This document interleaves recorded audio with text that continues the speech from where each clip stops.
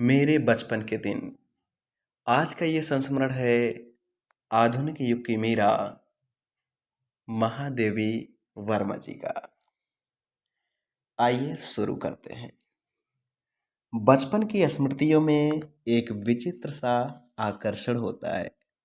कभी कभी लगता है जैसे सपने में सब देखा होगा। परिस्थितियां बहुत बदल जाती हैं। अपने परिवार में मैं कई पीढ़ियों के बाद उत्पन्न हुई। मेरे परिवार में प्रायः 200 वर्ष तक कोई लड़की थी ही नहीं। सुना है उसके पहले लड़कियों को पैदा होते ही परम धाम भेज देते थे। फिर मेरे बाबा ने बहुत दुर्गा पूजा की। हमारी कुल देवी दुर्गा थी। मैं उत्पन्न हुई तो मेरी बड़ी खातिर हुई और मुझे वह सब नहीं सहना पड़ा जो अन्य लड़कियों को सहना पड़ता है। परिवार में बाबा फारसी और उर्दू जानते थे। पिता ने अंग्रेजी पढ़ी थी। हिंदी का कोई वातावरण नहीं था। मेरी माता जबलपुर से आई तब वे अपने साथ हिंदी लाई। वे पूजा पाठ भी बहुत करते थे। पहले पहल उन्होंने मुझको पंचतंत्र पढ़ना सिखाया। बाबा कहते थे कि इसको हम विदुषी बनाएंगे। मेरे संबंध में उनका विचार बहुत ऊंचा रहा, इसलिए पंचतंत्र भी पढ़ा। मैंने संस्कृत भी पढ़ी।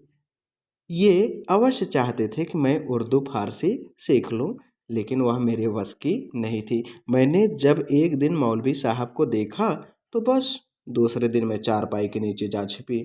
तब पंडित जी आए संस्कृत पढ़ाने। माँ थोड़ी संस्कृत जानते थे।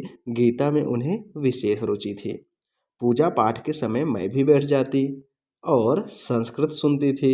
उसके उपरांत उन्होंने मिशन स्कूल में रख दिया मुझको। मिशन स्कूल में वातावरण दूसरा था, प्रार्थना दूसरी थी। मेरा मन नहीं लगा, वहाँ जाना बंद कर दिया। जाने में रोने धोने लगी। तब उन्होंने मुझको क्रास्थवेट गर्ल्स कॉलेज में भेजा, जहाँ मैं 5वें दर्जे में भर्ती हुई। यहाँ का वातावरण बहुत अच्छा था। उस समय हिंदू लड़कियां भी थीं, ईसाई लड़कियां भी थीं। हम लोगों का एक ही मेस था। उस मेस में प्याज तक नहीं बनता था। वहाँ छात्रावास के हर एक कमरे में हम 4 छात्राएं रहती थीं। उनमें पहली ही साथिन सुभद्रा कुमारी मिली। 7वें दर्जे में वे मुझसे 2 साल सीनियर थीं। वे कविता लिखती थीं और मैं भी बचपन से तुक मिलाती आई थी। बचपन में माँ लिखती थी, पद भी गाती थी। मीरा के पद विशेष रूप से गाती थी। सवेरे जागिए कृपा निधान, पंछी बन बोले, यही सुना जाता था। प्रभाती गाती थी। शाम को मीरा का कोई पद गाती थी। सुन सुनकर मैंने भी ब्रजभाषा में लिखना आरंभ किया। यहाँ आकर देखा कि सुभद्रा कुमार जी खड़ी बोली में लिखती थीं। मैं भी वैसा ही लिखने लगी। लेकिन सुभद्रा जी बड़ी प्रतिष्ठित थीं। प्रतिष्ठित तो हो चुकी थी, उनसे छिपा छिपा कर लिखती थी मैं। एक दिन उन्होंने कहा, महादेवी तुम कविता लिखती हो? तो मैंने डर के मारे कहा नहीं। अंत में उन्होंने मेरे डेस्क की किताबों की तलाशी ली और बहुत सा निकल पड़ा उसमें से। तब जैसे किसी अपराधी को पकड़ते हैं, ऐसे ही उन्होंने एक हाथ में कागज़ लिए और एक हाथ से मुझको पकड़ा और पूरे हॉस्टल में दिखाई कि ये कविता लिखती है। फिर हम दोनों की मित्रता हो गई। क्रास्थवेट में एक पेड़ की डाल नीची थी। उस डाल पर हम लोग बैठ जाते थे। जब और लड़कियां खेलती थी तब हम लोग तुक मिलाते थे। उस समय एक पत्रिका निकलती थी, स्त्री दर्पण। उसे हम भेज देते थे अपनी तुकबंदी, छप भी जाती थी। फिर यहाँ कवि सम्मेलन होने लगे तो हम लोग भी उनमें जाने लगे। हिंदी का उसमें प्रचार प्रसार था। मैं सन 1917 में यहाँ आई थी। उसके उपरांत गांधी जी का सत्याग्रह आरंभ हो गया और आनंद भवन स्वतंत्रता के संघर्ष का केंद्र हो गया। जहाँ तहाँ हिंदी का भी प्रचार चलता था। कवि सम्मेलन होते थे तो क्रास्थवेट से मैडम हमको साथ लेकर जाती थी। हम कविता सुनाते थे। कभी हरिऔध जी अध्यक्ष होते थे, कभी श्रीधर पाठक होते थे, कभी रत्नाकर जी होते थे, कभी कोई होता था। कब हमारा नाम पुकारा जाए बेचैनी से सुनते रहते थे। मुझको प्रायः प्रथम पुरस्कार मिलता था। सो 100 से कम पदक नहीं मिले होंगे उसमें।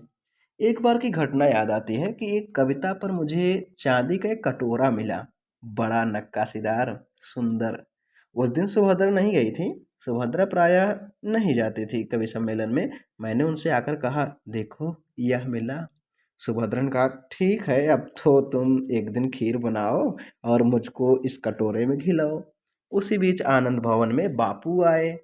हम लोग तब अपने जेब खर्च से हमेशा एक एक दो दो आने देश के लिए बचाते थे, और जब बापू आते थे तो वह पैसा उन्हें दे देते थे।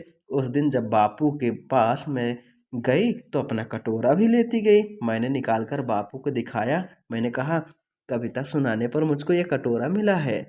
कहने लगे, अच्छा दिखा तो मुझको। मैंने कटोरा उनकी ओर बढ़ा दिया तो उसे हाथ में लेकर बोले, तू देती है इसे? अब मैं क्या कहती। मैंने दे दिया और लाइट लौट आई। दुख यह हुआ कि कटोरा लेकर कहते, कविता क्या है, पर कविता सुनाने को उन्होंने नहीं कहा। लौट कर अब मैंने सुभद्रा जी से कहा कि कटोरा तो चला गया। सुभद्रा जी ने कहा, और जाओ दिखाने। फिर बोली, देखो भाई, खीर तो तुमको बनानी होगी।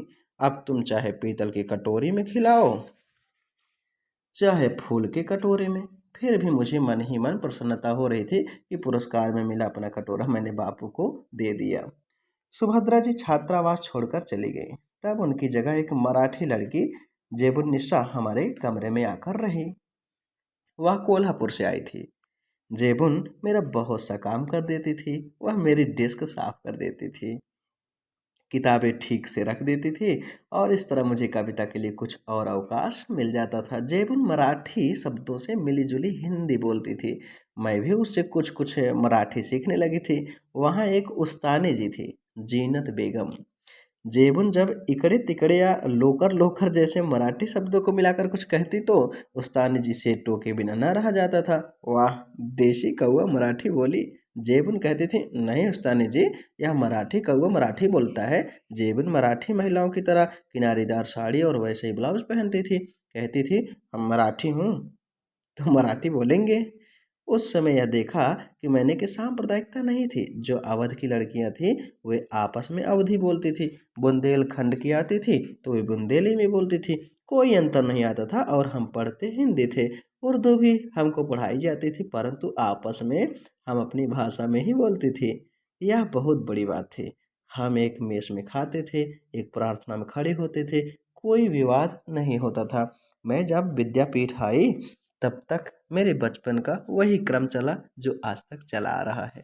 कभी कभी बचपन के संस्कार ऐसे होते हैं कि हम बड़े हो जाते हैं तब तक चलते हैं। बचपन का एक और भी संस्कार था कि हम जहाँ रहते थे वहाँ जवारा के नवाब रहते थे। उनकी नवाबी छिन गई थी, वे बेचारे एक बंगले में रहते थे। उसी कंपाउंड में हम लोग रहते थे। बेगम साहिबा कहती थी, हमको ताई कहो। हम लोग उनको ताई साहिबा कहते थे। उनके बच्चे हमारी माँ को चची जान कहते थे।